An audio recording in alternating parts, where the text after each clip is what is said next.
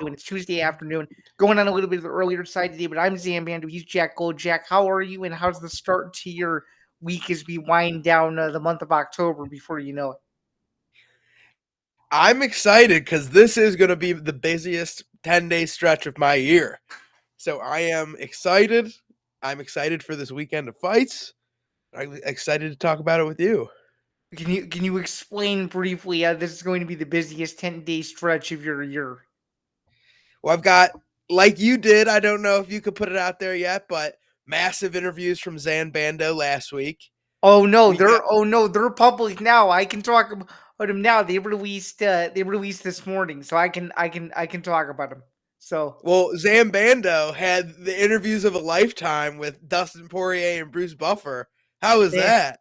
thank you, man. It was a blast. I had spoken to Dustin Poirier in an interview setting before a few times. Had never spoken to Bruce Buffer, but it was a complete thrill and just super happy to be able to talk to two guys of that stature. Poirier. Now, I think this is the fourth time in an interview setting and the fifth time I think overall. Because I was lucky enough to meet him at UFC 319, but nonetheless, they were both awesome and.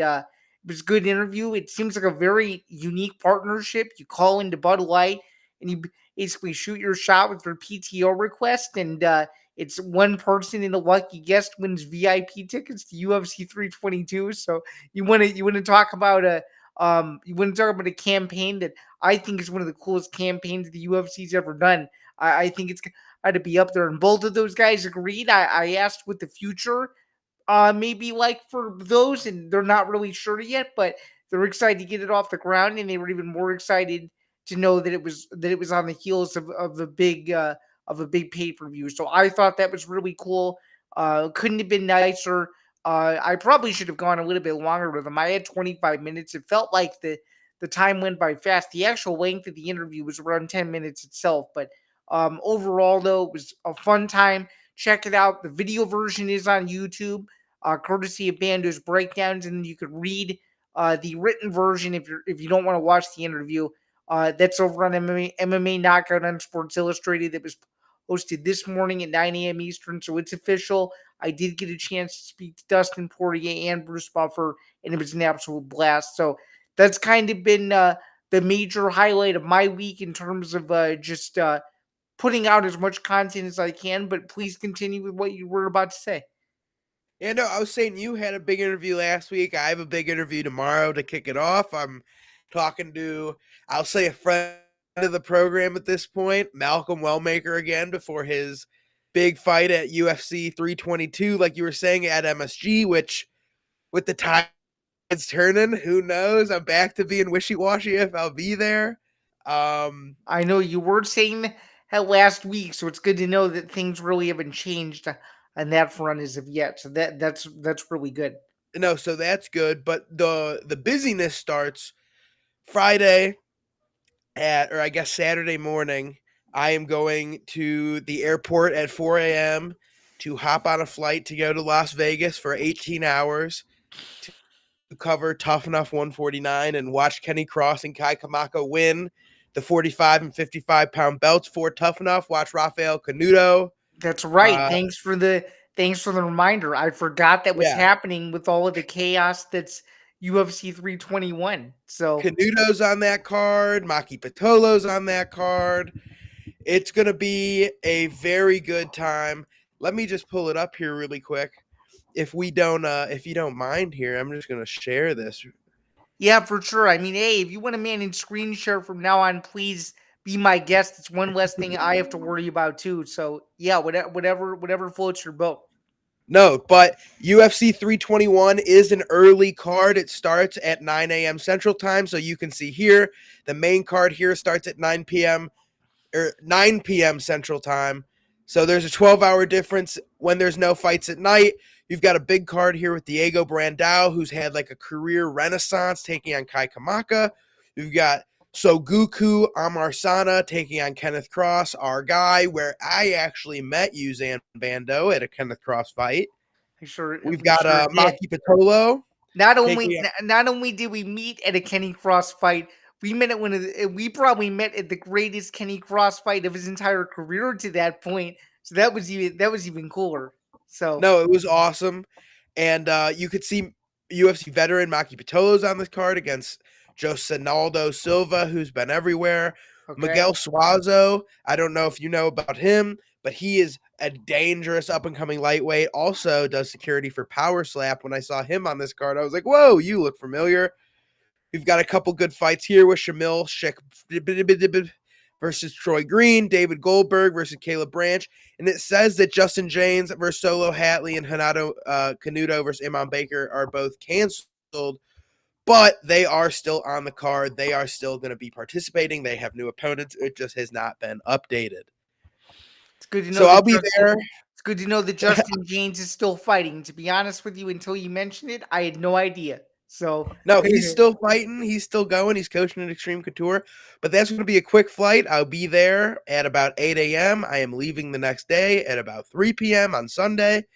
Then I'm back here next Wednesday. I make my way over to Detroit, Michigan. I'm staying the night there.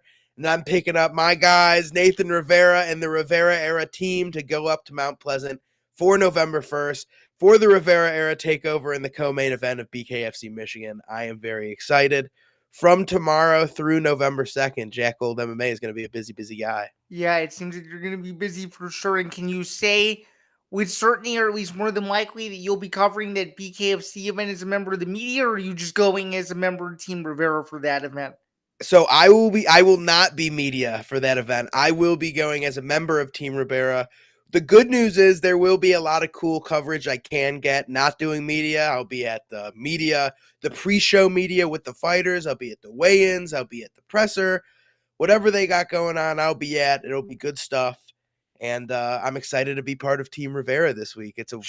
I feel like it's a once-in-a-lifetime opportunity to be a part of something like that. No, for sure, and you should definitely take advantage. I don't have any cool combat sports opportunities like that coming up. I think my combat sports in-person ventures for the year are basically over.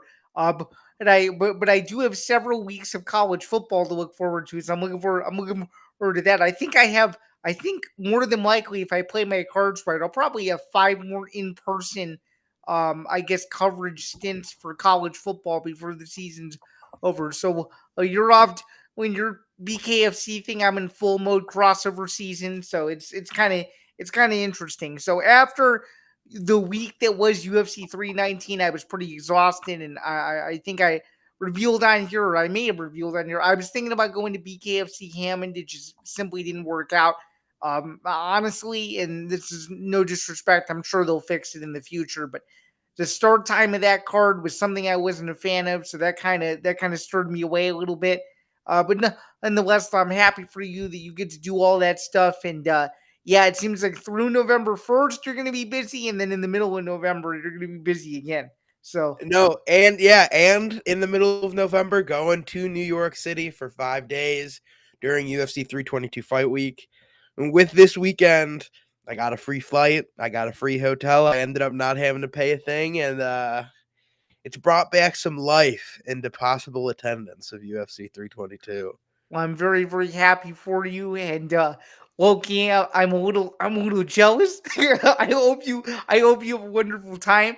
But speaking of the UFC, before we get to UFC Abu Dhabi this past, or before we get to what was UFC Vancouver this past weekend, and moving over to UFC 321 this weekend, I just wanted to say, Jack, I'm really sorry. I completely dropped the ball this week. It was probably my worst weekend of predictions of the entire year. It's an event I will choose to forget for the remainder of the year, and I think a lot of people were under the same boat where a lot of people got their predictions wrong. You were one fight away from being 500 straight up, but I still feel a little uneasy about what happened in Vancouver this past Saturday. What about you? See, I believe I went 6-7 overall, Yeah, you did. and I think that's the best 6-7 I've ever taken in my life. It seems like everybody did very poorly on picks, and I got some wrong, but I'll hold my cap. Like, I got Lisboa wrong. I got Bakoyev wrong. Luciano started a hot streak, though. We got Luciano correct. We got the Jordan Santos correct. We Yeah. got Bruno Silva correct. I may have gotten Cody Gibson wrong, but I felt the dogs are barking. I put a little bit of money on a Reach Lane KO. That shout out Novig. That was great. Drew Dober, close fight.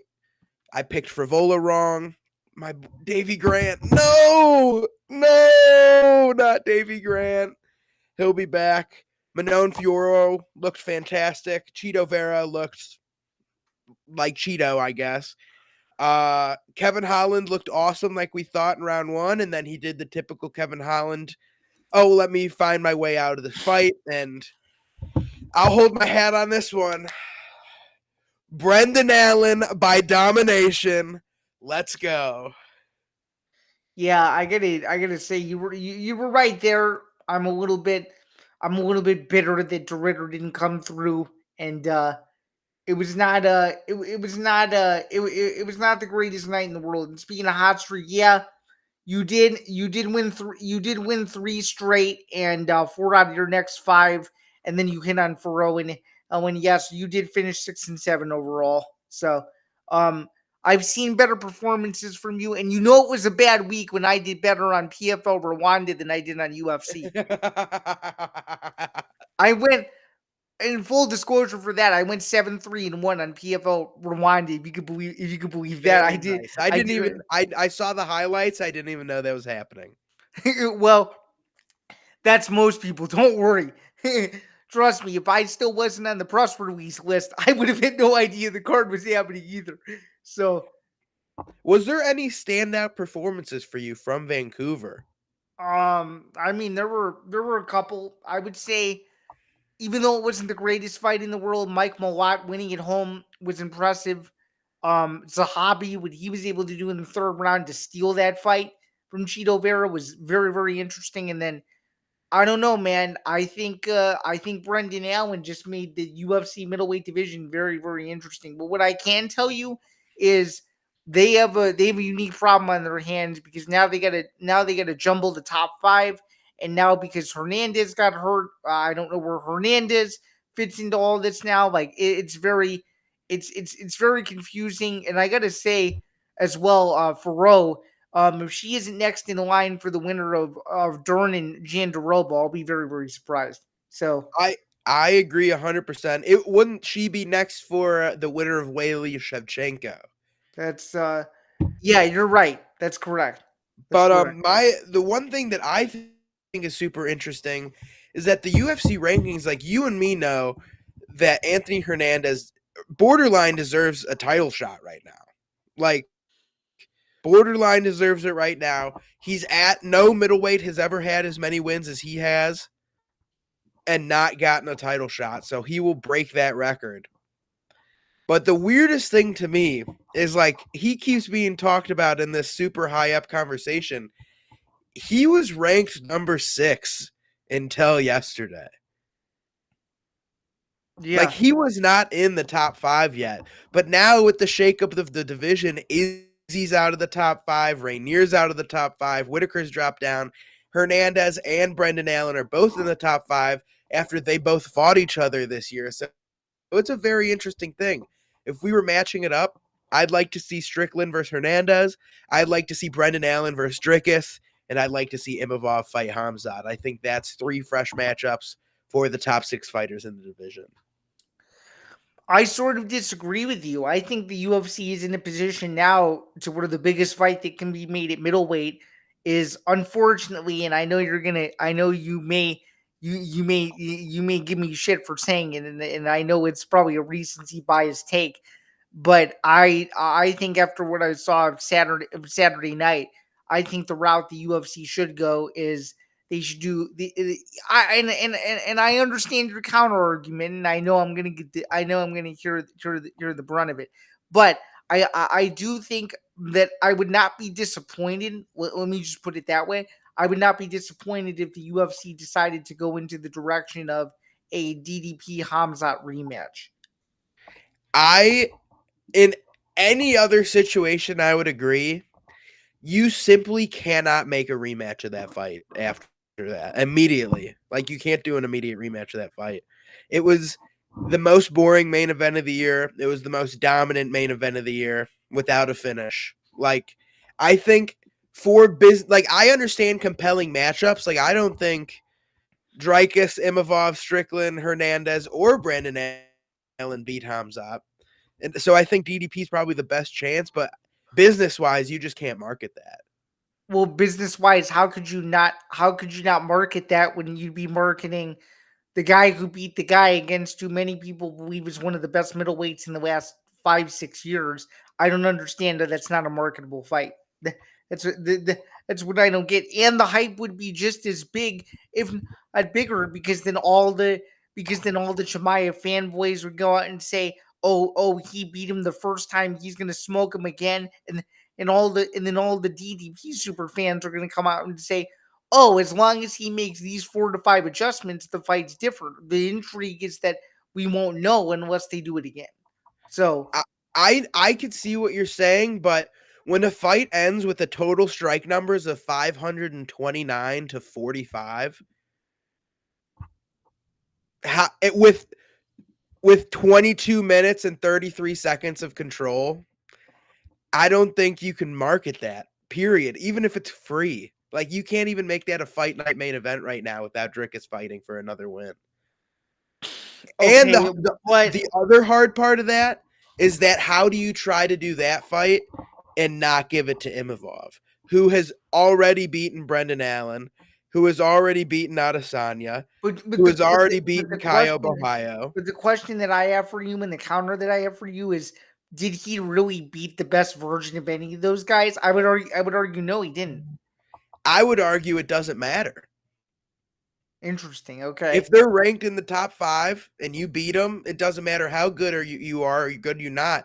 Like the way I'm looking at it is like people held the Hamzat win over Whitaker to the same standard as the DDP win over Whitaker, which makes sense. But is Whitaker the same fighter he was when DDP beat him? I don't think so. So it's like, I think it doesn't matter who you beat or when you beat him. It's how you do it. So I guess to clarify, I mean, my issue is, do people really care about Imamov versus Amzat? I don't think anybody cares about any of these matchups. Like the only matchup that I think gets any hype, I think a Dreykus Duplessis versus Brendan Allen or Dreykus Duplessis versus Rainier de Ritter fight night main event gets more hype and does better numbers, excluding the Hamzat diehards who don't know what they're talking about. Excluding them, I think would do better numbers for the general audience of UFC rather than Hamzat versus any of the top 5. I think so too. And speaking of audience and speaking of trying to do better than the UFC, somebody who wants to try to do better than the UFC is Matchroom Boxing's Eddie Hearn. He's been out in the public talking about how he's excited to compete against Dana White and Zuffa Boxing beginning in 2026. And I gotta admit, Dana White's response to the whole thing was pretty funny. He basically said that he thinks that Eddie Hearn is just reading off of a WWE PR script. I don't know if you saw any of these exchanges, but if you did, what were your initial reactions to them? Number one and number two, do you think potentially those two competing against each other will make this whole boxing saga even more interesting? Because I personally think so. What about you? I think it'll definitely make it more interesting, but it benefits Eddie Hearn far more than it benefits Dana, and I think that's why Eddie is attacking Dana right now with the words, because from what I've seen over my 5 years of covering the sport, Eddie Hearn and Dana are very cordial, or they have been very cordial. That's true. And now that Tyson Fury's gone, Eddie Hearn's guys aren't winning. He doesn't have one guy at the top of the sport right now. Right. I think with that, there's rumors of him and his father attempting to sell Matchroom. I think there's a lot of stuff right now with Matchrooms going on the down.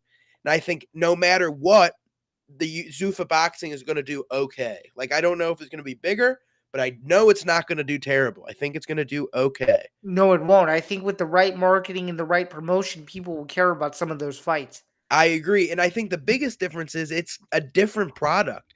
It's the same sport, but it's like, it's basically like, is PFL and UFC the same thing? I would say no. It's not. right? Like you can't It just elbow, or you weren't able to elbow in PFL. It's all points. Like, well, and it just isn't from a brand standpoint either.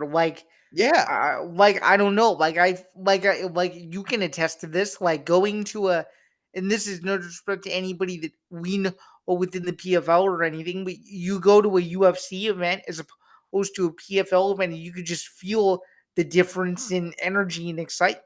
I You the just way feel it. you're 100% right. It's like you go to a PFL event and it feels like it almost feels like a fun. Imagine Illinois playing a Division II game at home, and it's like a packed stadium, or like an 80% full stadium. Like you go in knowing it's going to be a fun day, but you're not expecting like fireworks. For sure. And But by then the you go way, to the UFC and it feels like freaking game 7 of any playoff sport that you attend. You're in that, and I'm saying pay-per-views. It I think feels like so every too. time you go, it's a game 7 of a playoff, and it is fucking awesome. I think so too. And speaking of your Illinois analogy, I can give you two great examples. One example where I wasn't expecting a whole lot was when I went to the Western Illinois game in the first game of the season. And then another example where it felt like it was a game 7 and a big deal was Illinois versus number 1 Ohio State a couple weeks ago. Exactly. It felt huge. Yeah. Both are fun. You're excited for both, but you know that Western Illinois game, you're like, oh, we're going in. It's going to be fun. We're going to beat them. It's all good. That's Yeah. how PFL feels to me. You go into Ohio State, like, you don't know what's going to happen. You're like, No, oh shit, no. this is huge. Like, you feel it in your fucking chest. You feel it in your bones. Driving to the stadium from Chicago, all you can think about is, holy shit, we're playing Ohio State today. This is fucking crazy. When you're going to play That's what I Western was thinking Illinois, the whole time. yeah, when it's Western Illinois, it's just like, oh, I'm going to a football game today. No. When you're going to PFL, you're like, oh, I'm going to PFL today. When you're going to a UFC event, I'm going to see Alex freaking Pereira tonight. Like, it is one of those things where it makes you feel something. Yeah, it makes you feel. I mean, it makes you feel something from the first prelim to the Bob O'Reilly intro, to the last walkout before the main event. Like you could feel it. You I'm could, like, it's literally, you could cut the tension in the air by the main card with a fucking butter knife. Like, it is, I can't, it is an unexplainable event to people who haven't been. Like, I don't know how to explain it. I agree, and I'm not a really a concert goer at all. I don't know about you, but when I tell you that when people talk about how special, when people talk about how special Lollapalooza is, or any of those other music festivals or anything like that, like I, my version of Lollapalooza was me going to see McGregor Poirier 3. Like when I tell you that there were billboards everywhere promoting that fight, when I tell you every pool you went to, people were talking about the fight, even people that had no idea what the UFC was, they knew It's the Super Bowl. It's literally the Super Bowl. yeah, they knew something big was going on that weekend. And when I tell you the anticipation and the buzz in that arena when everyone sprinted in before the first fight was nothing like I've ever seen before. I'm this is this is unbelievable. And I've been to Vegas now a couple times. It's been now twice, both for UFC events, one for a pay per view, one for an Apex. When I tell people this all the time, there's nothing like a huge UFC event and in Las Vegas. I don't even think you can compare it to anything else. Like, I really don't. the closest thing the only thing that I think is better than a UFC pay-per-view, and this is the only thing, it's like, if your team, for me, it's like the Chicago Cubs, the Bears, you're in game 7 of the freaking World Series and they win it on a walk-off, that's different. That's Right. the greatest feeling in sports. Nothing will beat 2016. However, nothing other than that, nothing beats UFC to me. Really, that's a bold. Like, would you say it's your favorite like sporting event to go to on a yearly basis? I think it's the best sporting event to go to, period, I even think if you so. don't like sports. I think so. Think so too, because I always tell people it's basically a concert with fights in the middle of it. Because if you listen closely, the the work that the DJ does makes you feel like you're at a rave with fights in between. So I kind of say it's like, imagine if you're at a bar with your friends and you're talking for like, you're there for like 9 hours and you're hanging out, but for 3 of them is the sickest fights of your life. For an hour total is that you get to hear bangers on bangers. You get to drink beer, have good food, talk around, mingle, and see some of the craziest moments, the singular moments that you will ever see. oh, for sure. And I guess now that we're on this, if there was a dream fight for you to attend in person that you have yet to see live, who's fighting, where is it, and why? I don't know if my experiences so far can be top, but I'll try to go next. But I'll let you go first as we round it out in the last few minutes. I think, I mean, like, if I could have seen any fight, I think Holloway Gaethje in person. Like, I don't know who I'd max. Like, I would say Max, but there's nobody he hasn't fought that I'd be like, that's the one. So it'd probably be Gaethje would have been the one, because like Interesting. I was lucky enough to see Holloway, so I can attest. yeah, like for me, I think I've been extremely lucky. I've seen, I mean, Khalil Yuri was one of the craziest things I've ever seen. I think that might be the one. If I could pick any fight, I'd like to see Yuri Prohaska fight. Who would I like to see Yuri fight? I would have liked to see Yuri fight Rumble Johnson. Okay. I think that would have just been I chaos. just more so meant a fight that's already happened that you wish you were in person If to. I was there for, Yeah. I would say Holloway Gaethje.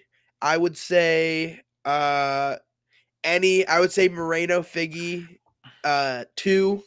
I think Okay. 263 would have been awesome. And maybe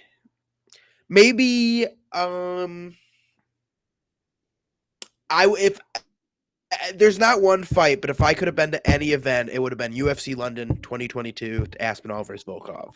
Okay. Mine is simple. It's UFC 139 in San Jose. If I could have been at Henderson Shogun 1, I would have been completely satisfied. Yeah, I think if I could have picked any card that wasn't UFC 300, it's UFC London, the first Okay. one, first COVID Okay. one back. And I'm trying to even think. Well, I can. Yeah, I've been pretty lucky too. But I would say besides DDP Hamzat, the biggest title fight I probably ever attended was Holloway Aldo too. There was something That's about a that big fight one. that just felt really big, and I was lucky enough to see Eddie Alvarez versus Justin Gaethje at night, which was also another classic, and it was the same night where I saw, to me, the single greatest knockout ever live and in person when Francis Ngannou knocked out Alistair Overeem. When I tell you that everybody in a section thought that Francis Ngannou killed Alistair Overeem, we literally thought he did. Yeah, I couldn't imagine that one. It's one that's buried in my brain and probably will be for forever. I mean, that's just one you don't forget. I mean, you and me have been lucky as heck, man. Like, we sure out we of sure out have. of just the shocking knockouts I can think of off the top of my head, it's like Leon Rocky, the head kick. And I was I at Valentina versus Jessica Eye. That one was Yeah, terrible that was too. crazy. If I'm thinking about it right now, it's like I've been so lucky. Like, every pay-per-view I've been to has been Leon Edwards head kick Kamaru Usman, and then Paulo Costa and versus Luke Rockhold. With You'll never if you know ball, that was one of the craziest fights I've ever seen in my life. you'll never forget that. That's crazy.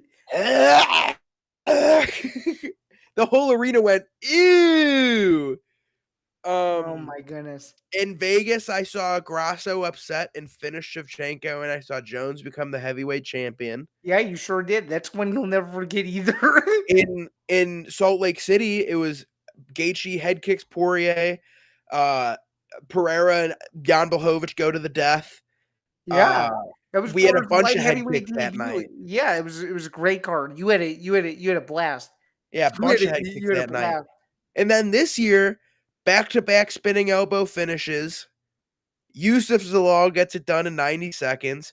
We get Yuri versus Khalil, Alex versus Ank, Ateba murder. Like I've been extremely lucky.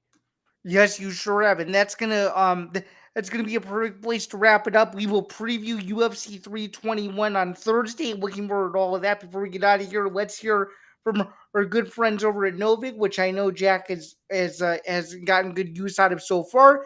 The MMA Outsiders is powered by Novik, America's #1 sports prediction market. Available now in 35 states, including California, Texas, Florida, Georgia, and New York. On Novik, you're 10 times more likely to win long term compared to a traditional sports book because you're playing against real users and not just the house. Sign up today and use the promo code ETB Network. That is ETB NETWORK for exclusive bonuses. Must be 21 years or older, and please bet responsibly.